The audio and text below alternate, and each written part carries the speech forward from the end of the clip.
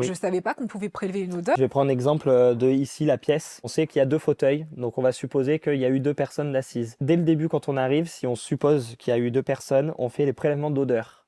On appelle ça l'odorologie. C'est quoi? Je ne saurais pas donner la matière, mais c'est des compresses qui récupèrent les odeurs corporelles. Ah ouais? Je vais les poser sur les fauteuils. Je vais laisser pendant 1 heure. Je vais poser un film aluminium dessus Pour que ça absorbe pour que l'odeur. ça absorbe bien Ouais. l'odeur. Au bout d'1 heure, j'enferme ça dans un bocal.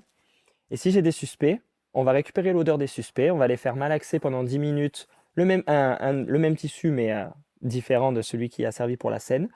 Pareil, on enferme dans les bocaux. Et après, on envoie ça dans un laboratoire spécialisé qui est vers Lyon. Et c'est les chiens qui viennent.